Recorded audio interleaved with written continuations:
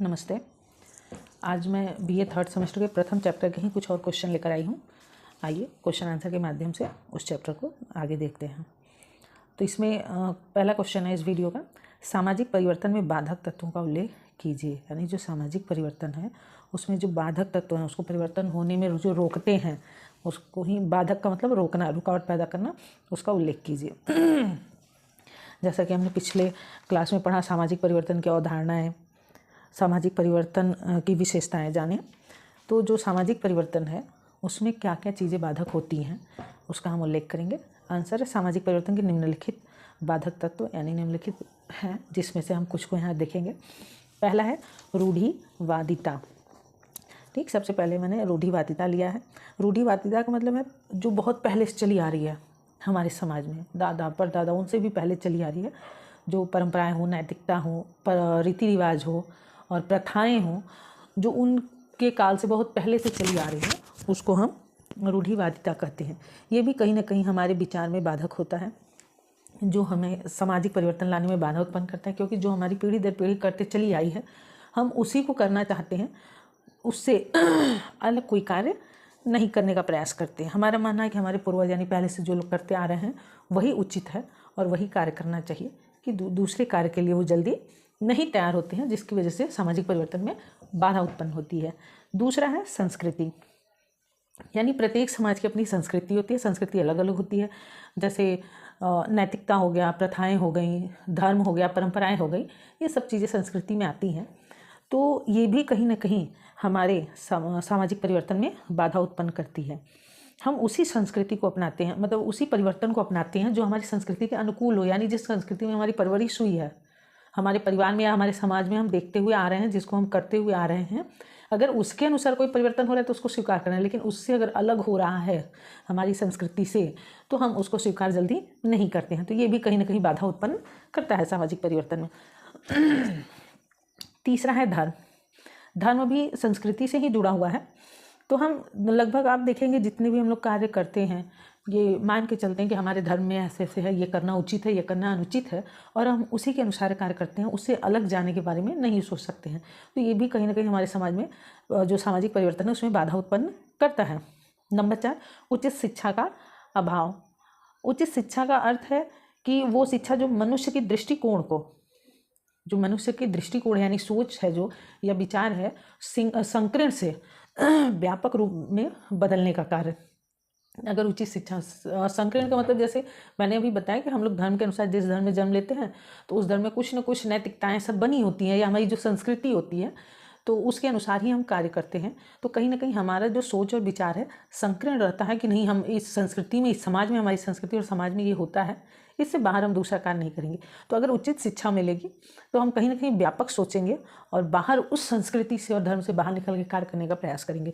तो इसीलिए कहीं ना कहीं उचित शिक्षा का अभाव होने के कारण भी हमारे सामाजिक परिवर्तन में बाधा उत्पन्न होता है। तो हमने यहाँ कुछ ऐसे तत्व देखे जो बाधा उत्पन्न करता है सामाजिक परिवर्तन में। ये नेक्स्ट क्वेश्चन देखते हैं।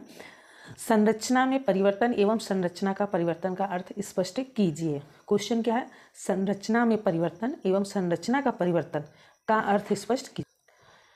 तो आइए सबसे पहले देखते हैं संरचना में परिवर्तन। में का मतलब होता है किसी चीज़ के अंदर बदलाव करना, और का मतलब हो गया यानी पूरी उसी चीज़ को ही बदल देना।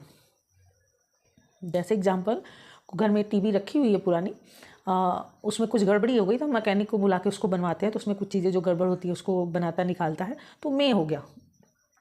लेकिन संरचना का परिवर्तन मतलब पूरी टीवी ही हटा दो, नई टीवी ला दो, तो संरचना का मतलब उस चीज़ का ही परिवर्तन पूरा हटा दिया। तो समझे, संरचना में परिवर्तन मतलब किसी चीज़ के अंदर थोड़ा बहुत बदलाव करना। संरचना का परिवर्तन मतलब पूरी तरह से उस चीज़ को बदल देना। संरचना का मतलब होता है एक तरह से किसी चीज़ का भी आकार।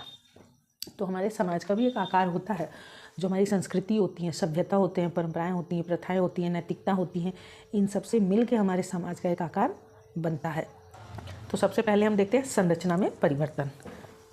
संरचना में परिवर्तन का अर्थ है सामाजिक संरचना में आंशिक परिवर्तन से है, जिसका परिवर्तन से है, इसकी प्रक्रिया सामाजिक व्यवस्था को बनाए रखती है। यानी जो हमारी समाज में व्यवस्था है, इस प्रक्रिया में संरचना में परिवर्तन में हमारी सामाजिक व्यवस्था बनी रहती है, थोड़ा बहुत उसमें परिवर्तन होता है। जैसे एग्जाम्पल में ले लेंगे आप, विवाह संस्कार जो है हिंदू धर्म में, पहले की तुलना में अब उसमें परिवर्तन आ गया है, लेकिन आज भी विवाह के ऐसा नहीं कि पूरे स्वरूप को ही बदल दिया गया है, उसमें थोड़े परिवर्तन आ गए हैं।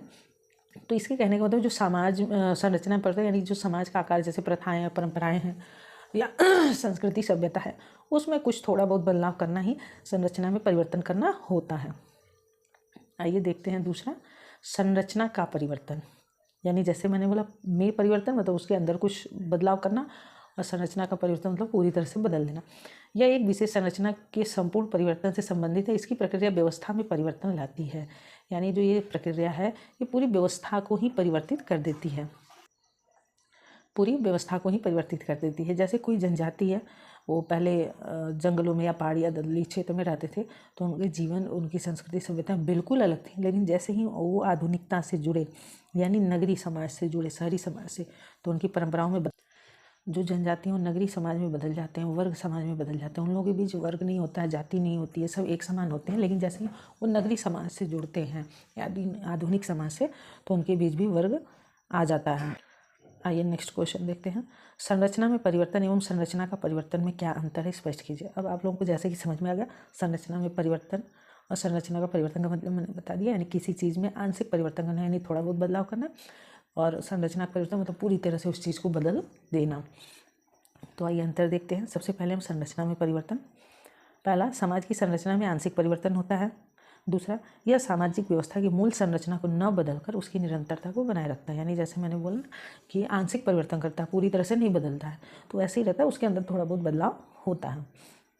तीसरा, इसमें परिवर्तन आंशिक स्रोतों द्वारा होता है। यानी जो संरचना है आंशिक, यानी थोड़ा बहुत कुछ बदलाव करके परिवर्तन किया जाता है। आइए इसमें देखते हैं अब संरचना का परिवर्तन। इसमें किसी विशेष संरचना की संपूर्ण संरचना बदल जाती है। दूसरा, यह सामाजिक व्यवस्था में ऐसे परिवर्तन लाती है जिसमें मूल संरचना बदल जाती है। जैसे मैंने एग्जाम्पल बताया ना कि जनजाति लोग होते हैं, जब वो नगरी समुदाय से या नगरी समाज से जुड़ते हैं, तो उनकी सारी व्यवस्था ही बदल जाती है पूरी तरह से, तो उनकी संरचना में ही बदलाव आ जाते हैं। तीसरा, इसके अंतर्गत समाज में परिवर्तन बाह्य स्रोतों द्वारा होता है, यानी बाहरी स्रोतों द्वारा जो आपको दिखाई देगा। अब जैसे संरचना में परिवर्तन यानी अंदर ही परिवर्तन हुआ है तो नहीं दिखाई देता है, लेकिन बाहर पूरी संरचना ही बदल जाना, आकार बदल जाना, तो बाहरी स्रोतों द्वारा जो आपको आराम से दिखाई देगा। बाहरी स्रोत जैसे मैंने बोला, जनजाति लोग जब नगरी से जुड़ते हैं तो नगरी सभ्यता और संस्कृति को अपना लेते हैं और अपनी सारी सभ्यता संस्कृति को जो मूल है उनको छोड़ देते हैं, तो ये बाह्य स्रोतों द्वारा परिवर्तित हो जाते हैं। धन्यवाद। अगर वीडियो अच्छा लगा तो लाइक और सब्सक्राइब जरूर करिएगा। मिलते हैं नेक्स्ट वीडियो में।